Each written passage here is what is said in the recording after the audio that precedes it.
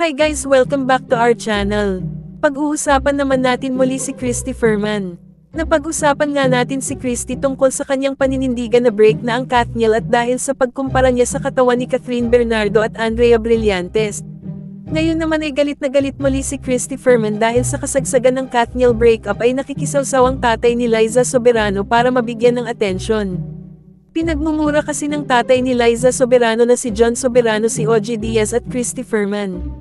Ang sabi ni John, Christy Ferman PI mo at PI niyong lahat ng nakikialam sa may buhay ng buhay. Lalo na ikaw OG. Mabait pa anak ko ganyan magsalita. Bukas may live ako gagawin or sasabihin about you. You all woke up the beast.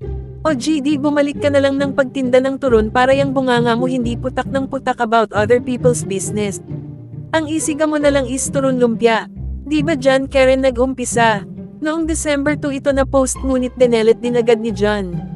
Ang sabi pa ni Christy na hindi naman daw nila napag-uusapan si Liza kamakailan dahil busy daw sila sa Katniel breakup bakit daw umano nakikisawsaw ang tatay ni Liza.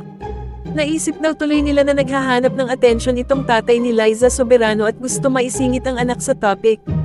Ang sabi ni Christy na meron daw umano siyang regalo kay John sa Pasko ito ay isang sulat galing sa kanyang abogado.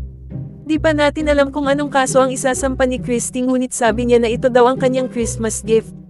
Napansin pa ng ibang fans na meron parang pa-shade itong si John Soberano sa Katniel breakup. Nag-post kasi ito ng picture ng kanyang anak kasama ang Katniel at sinabing still going strong.